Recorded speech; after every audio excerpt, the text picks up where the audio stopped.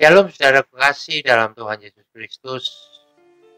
Saat ini kita boleh berjumpa lagi pada episode kita tentang perlengkapan senjata Allah. Memasuki pada bagian yang keempat, yaitu ketopong keselamatan. Di dalam Efesus pasal yang ke-6 ayat yang ke-17, saya bacakan, dan terimalah ketopong keselamatan. Sesuai namanya, ketopong berbicara tentang perlindungan untuk kepala yang digunakan oleh prajurit pada waktu berperang. Pada bagian ini, sepertinya pada waktu kita membaca mulai 14, maka ada sesuatu yang terlewat, yaitu tentang pasukan kerelaan memberitakan Injil. Memang sengaja itu nanti kita akan bahas pada bagian yang berikut, pada bagian yang setelah pedang roh. Nah, kembali kepada bagian ini. Kenapa diberi nama ketopong keselamatan? Karena pikiran kita itu perlu mengalami perlindungan dari pemahaman yang perlu kita ketahui tentang karya keselamatan Allah yang kita boleh terima. Karena pemahaman keselamatan yang benar itu merupakan bagian yang penting di dalam kehidupan orang percaya. Pada bagian ini iblis mencoba melakukan tipuan kepada orang-orang percaya. Kita harus tahu bahwa pada saat kita mengalami perjumpaan dengan Tuhan atau yang disebut kelahiran baru, kita dibenarkan oleh Allah atas pencurahan darah Yesus di atas kayu salib. Dan itu merupakan karya iman yang merupakan anugerah Allah.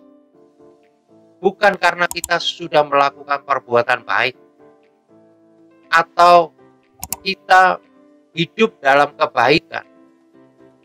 Di dalam kitab Efesus pasal yang kedua ayat yang ke-8 berkata demikian.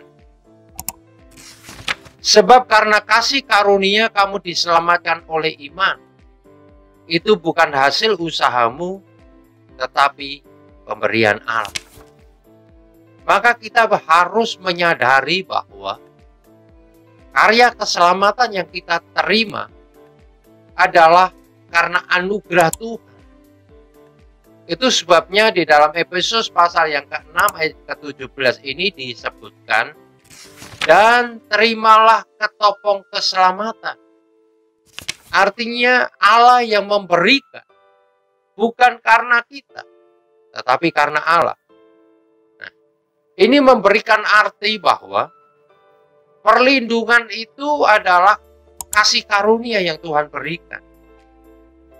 Sehingga kita harus mengalami yang disebut keselamatan itu menjadi perlindungan bagi kita. Dan iblis tidak menyukai bagian ini. Nah, apa sesungguhnya keselamatan yang dimaksudkan? Kata keselamatan terambil dari kata soteria. Di dalam Alkitab mengandung banyak arti sebenarnya. Dan tidak hanya mengacu kepada keselamatan untuk hidup kekal, untuk kematian kekal. Tetapi juga merujuk kepada keselamatan di masa lalu. Saat pertama kali kita menerima Yesus sebagai Tuhan dan Juru Selamat kita. Nah, di dalam kitab Roma pasal yang ke-8 ayat yang ke-24, firman Tuhan berkata demikian. Sebab kita diselamatkan dalam pengharapan. Ada pengharapan yang Allah berikan di dalam kehidupan kita. Itu berbicara tentang keselamatan yang kita alami saat ini. Nah, seringkali kita diragukan dengan banyak hal. Dulu saya orang yang berdosa. Dan seringkali iblis mengganggu pikiran kita. Sehingga kita seringkali berkata, saya orang berdosa. Nah, di dalam Korintus pasal yang pertama ayat ke-8, firman Tuhan berkata demikian. Ia juga akan meneguhkan kamu sampai kepada kesudahannya, sehingga kamu tak bercacat pada hari Tuhan kita Yesus Kristus. Ini berbicara tentang karya keselamatan yang Allah berikan. Itu memberikan jaminan kepada kita bahwa itu akan menuntun kita sampai kita dipanggil kembali oleh Allah. Maka ayatnya berkata, sehingga kamu tak bercacat pada hari Tuhan kita Yesus Kristus. Artinya Tuhan memberikan jaminan bagi kita bahwa keselamatan itu menjadi tertopong bagi kita. Dan keselamatan itu juga berbicara tentang masa depan dan pemuliaan kita. Di dalam 1 Korintus pasal yang ketiga ayat ke-15 berkata demikian. Jika pekerjaannya terbakar, ia akan menderita kerugian. Tetapi ia sendiri akan diselamatkan, tetapi seperti dari dalam api. Artinya Allah memberikan jaminan. Seringkali kita mengalami kegagalan dalam hidup, tetapi Tuhan memberikan jaminan bahwa karya keselamatan itu tetap terjadi di dalam hidup ini. Nah, tentunya ketopong menjadi bagian penting supaya kita boleh mengalami pemeliharaan Allah sampai akhir. Itulah keselamatan inilah yang perlu menjadi fokus dalam hidup kita. Kenapa? Karena iblis akan sering menyerang dalam proses kekudusan di dalam hidup ini. Iblis menyerang dengan logika kita, dengan pemahaman-pemahaman manusia, dengan filosofi-filosofi dunia yang bisa berbeda dengan apa yang Alkitab nyatakan. Orang percaya harus menjaga pikirannya untuk sesuai dengan firman Tuhan.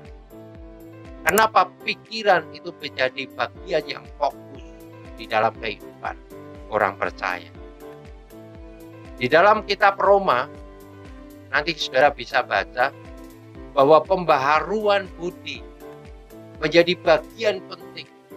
Dan ayat itu mengatakan supaya kita tidak menjadi serupa dengan dunia. Nah, dikatakan tetapi berubahlah oleh pembaharuan budi.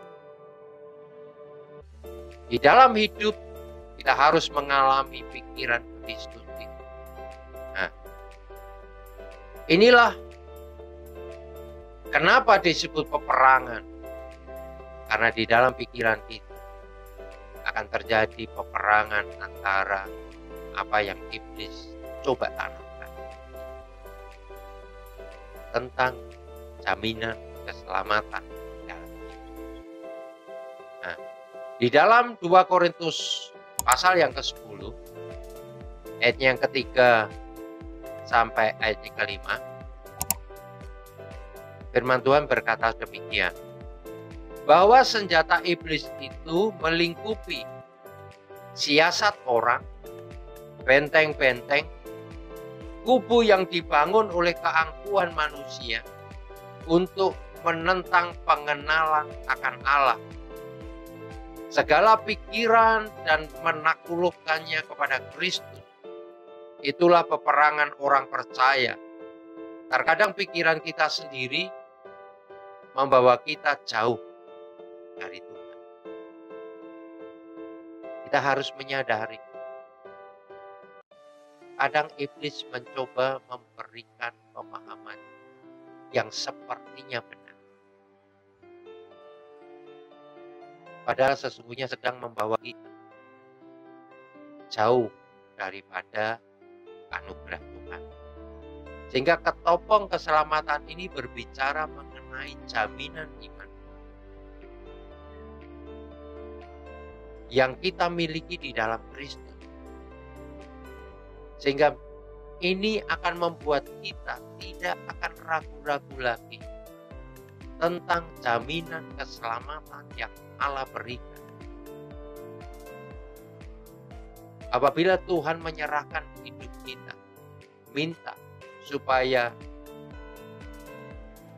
kita menjadi martir atau menjadi misionaris, kita tetap kuat. Kenapa?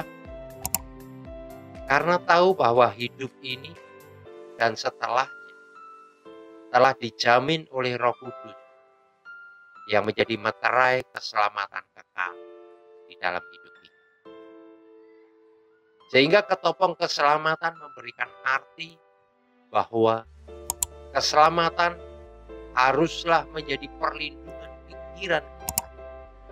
Karena pengetahuan tentang karya keselamatan yang lengkap, yang membuat iblis tidak lagi memiliki peluang untuk menjatuhkan, bahkan menghancurkan kehidupan kita. Allah telah menjadikan keselamatan menjadi senjata ampuh untuk melumpuhkan iblis dengan karya keselamatan di atas kayu salib yang Yesus sudah lakukan bagi kita. Kiranya melalui ketopong keselamatan kita boleh memiliki keyakinan yang semakin bahwa jaminan hidup kekal itu sudah Allah berikan di dalam hidup. Dan ini menjadi perlindungan bagi kita terhadap serangan iblis di dalam pikiran. Kiranya Tuhan memberkati kita dan marilah kita boleh berdoa.